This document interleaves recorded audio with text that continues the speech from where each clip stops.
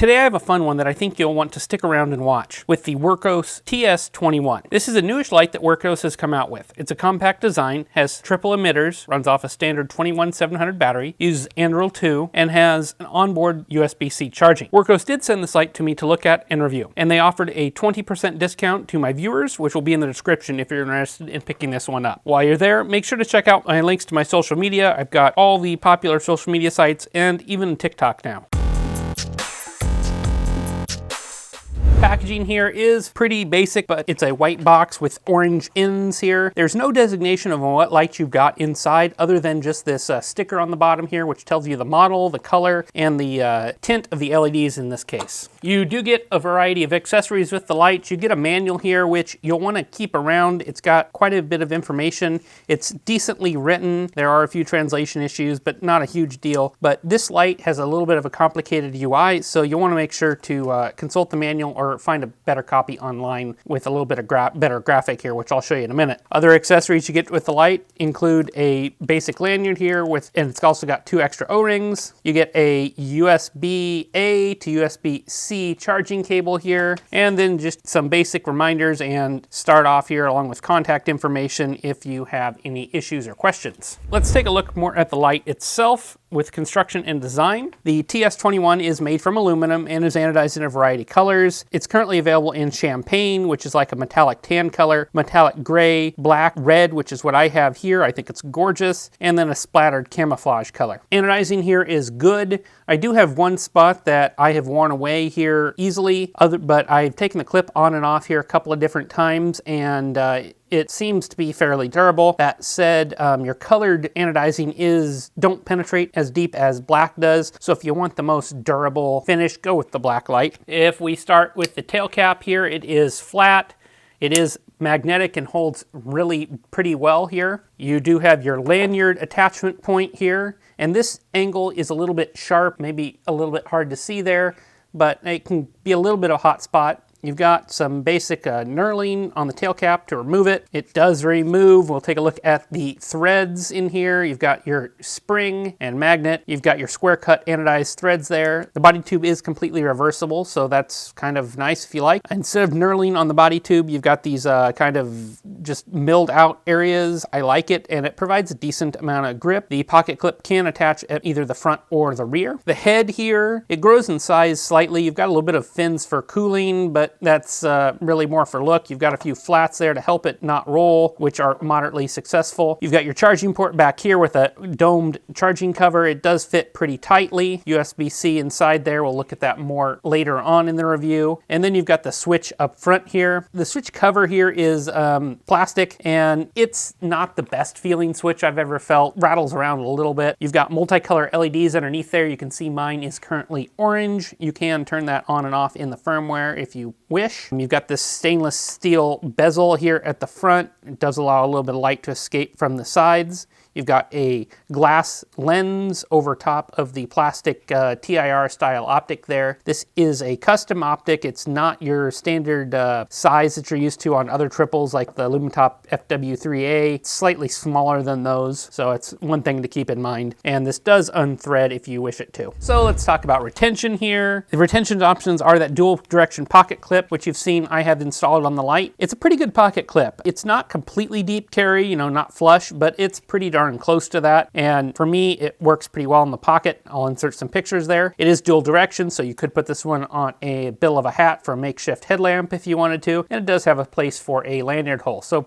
overall pretty good clip. I guess it should say again, it attaches at either point. You've also got that lanyard, as I mentioned, that comes in the package. It can attach to the tail cap or on the clip if you prefer that. So retention's pretty good. Fit in the hand here is good for my medium-sized hands. It's not too big, not too small. And this is one I can actually EDC in a front pants pocket, which is saying something for a 21700 light. I measured the TS27 at 113 millimeters or 4.46 inches in length, maximum diameter of the head at 1.1 inches, and minimum diameter on the body at 26.06 millimeters or just over 1 inch. Weight with the battery and clip, it came in at 158 grams or 5.1 ounces. The light is IPX8 water rated here and drop resistant to 1 meter. So very in line with what other lights have that are similar. Here it is next to the Wurkkos FC11, which was really popular. It's basically the exact same length.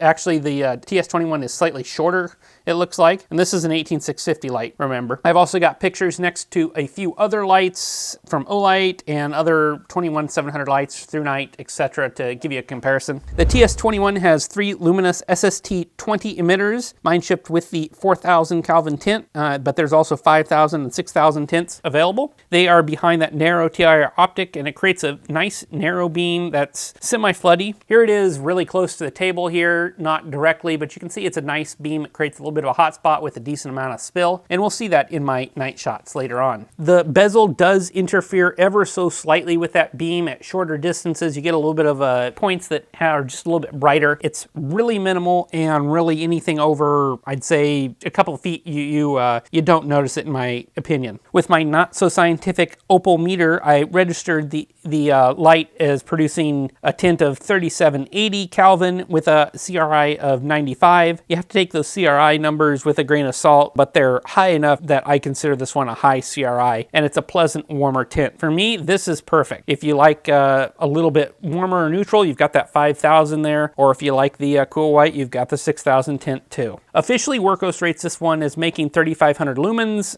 and a throw of 217 meters, and that may be a little bit optimistic with these warmer LEDs, and I suspect they achieved that using the cooler LED tints, which typically have a little bit of a performance advantage. This is a FET drivered light, and there is a little bit of PWM here. It's really minimal, and that's how ramping is achieved. It's not noticeable to the eye or camera or really to that my equipment can pick up. Personally, I don't notice any whining during ramping. Some people are sensitive to that. I didn't notice it. And for me, on turbo, this pulled 7.8 amps at the tail cap with the included battery, so you don't need a particularly high drain battery for this light. All good things. Okay, here are my night shots for the Wurkkos TS21. This is running 3 SST20 LEDs. Mine are running in the 4000 Kelvin, but it's also available in 5000 or 6000. Everything from this warmer tint to a cool white. And this is a light ramp, so it doesn't really have low, medium, high like most flashlights do, although it does have stepped modes. So you can see it brightens up here considerably. This is 3500 lumens. This is the top of the ramp. This is actually turbo, so that would be the full 3500 lumens. Quite a floody beam. It's a TIR optic, but you can see it throws decently there, illuminating the trees in the distance. It says it can throw to 217 meters. It does get warm. This light's calibrated. It's a cold night. It's about 15 degrees out right now, Fahrenheit, and you can see it's stayed pretty bright for a reasonable amount of time here. It will turn down, and we'll cover that next in my runtime section. A little bit of comparison here is the Olight Seeker 2 Pro. This is cool white. These are CRI XPL HDs, 3200 lumens, but it is rated for 350 meters of throw. You can see it's a little bit tighter beam. You can see it throws a little bit better, but similar triple LED style flashlight 21700. This one does have traditional modes there. This would be high on the Olight. For me, I'll take the Wurkkos every day. That tint and these LEDs being a higher CRI is going to be my preference. This light is also smaller. It's got onboard USB-C charging, non-proprietary battery, really all the pros for me with the Wurkkos, and it's less than half the cost. So for me, the Wurkkos is the value buy here every day, and really the better flashlight in my opinion for the money. So for my heat and runtime tests, I use the included Wurkkos branded battery, which is a standard non-proprietary battery. It's a flat top cell, 5000 milliamp hours. I calibrated the light to 60C and ran 2 rounds of tests. The graphs are using the FL1 standard, so 100% of relative output is taken at the 30-second mark. From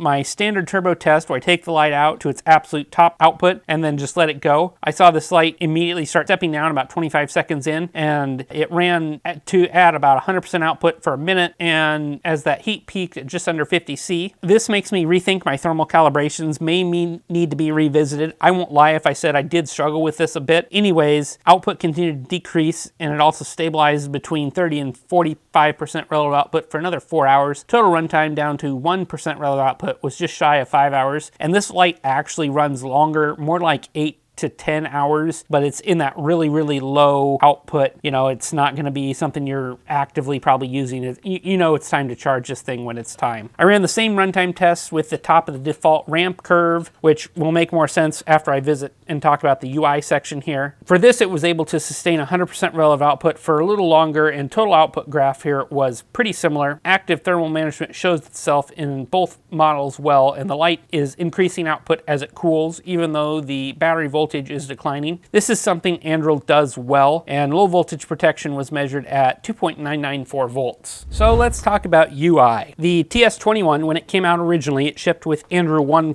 firmware, which we've seen before if you've been watching my videos. It's by Toykeeper, and it's been out for a couple of years. But they are now shipping it with Anduril 2.0, and this is the first light that I've had with 2.0, so it's had a bit of a learning curve. And I won't pretend to be an Anduril expert or give you a complete diagram on how it works. There's other videos that do that really in depth. I will say that Anduril 2 has some good things about its firmware. One of those is that it introduced this simple UI mode, which I've got this diagram here to kind of show that. And that's just your basic flashlight operations. This light does ramp, or it's got optional steps to stepped brightness. You can run either. And what simple mode does is it basically just lets this thing work as a flashlight, ramping or stepped. You've got lockout and you've got battery check. That's it. So simple functions. Below that, you've got this advanced UI, and this is where you get all the fancy features of Anduril. You've got the ramping, you've got a turbo level, which increases the brightness. You've got auto locks. You can change the brightness and the color of the auxiliary LEDs, which on this light is the switch. You've got moonlight modes. You can go in and thermally calibrate it, which I do recommend doing. You've got beacon modes and SOS modes. You've got voltage calibration as well, which I didn't even know it had. You've got then all your blinking modes. You've got momentary turbo, you've got your candle, bike flasher, party strobe, tactical strobe, and lightning storm, which is a neat feature you should experiment with. So this is all pretty complicated. I'm not going to lie and say this is an easy UI to follow, but what they've done is made it so if you want something simple that just works or want to give this as a gift, you've got that simple UI. People don't need to go further. If you are an enthusiast and really want to experiment with this thing in depth, you've got the advanced UI that you can really go to town on. Anduril is great because it's a very customizable firmware, but at the same time, Anduril 2 fixes those flaws that you could end up in a mode you don't accidentally want to be in. So really just basic operations here. I'm not going to show much. I've got it set in the advanced mode right now. I turn it on and I press and hold. It increases in brightness. I want to go down. I left off, press again, and it decreases. I can double click to go to top of ramp. I can then click and hold to go to the turbo output. I'm really not going to go much deeper into this because it is so complex. So recharging here is done via the onboard USB-C charging. This is nice. It's USB-C, it is PD compatible, and the light will run while it is charging. So they tick all those boxes that people want to see really nicely. I should mention here the battery inside, which I'll insert pictures of, is a standard flat top cell, so nothing proprietary to buy. You should be able to find batteries for this lights for years at reasonable prices. Recharging itself from low voltage protection at 2.994 volts to full at 4.17 volts took 2 hours, 53 minutes with a maximum of 1.85 amps charging speed. And that's at the very, very beginning. The bulk of the charging was a little bit lower than that. And this is well under 1C in charging speed, so very safe charging. So my final thoughts on the Wurkkos TS21 is that Wurkkos has made their name offering high quality lights that appeal to enthusiasts at very affordable prices. And the TS21 is no different. It's nice and compact, and I generally don't EDC 21700 lights due to their size, but this is small and compact enough that if I was anticipating needing a light for quite a while, I could grab this one and fit it in my front pants pockets no problem. If you use a pouch or you put it in a backpack, even great, you won't have a problem here with the size. Because of that size though, and having the 3 emitters, you do have a little bit of an issue with heat. This light does step down fairly quickly even after being thermally calibrated. It just doesn't have the mass to stay producing 3500 lumens for minutes at a time like some of your larger lights do. This really shouldn't be an issue. Most people aren't using their lights at full output for hours and hours at a time. With the ramping modes or all the steps, just use the amount of light you need for your task and don't run more. You'll get better at runtime and the light won't get as hot to the touch.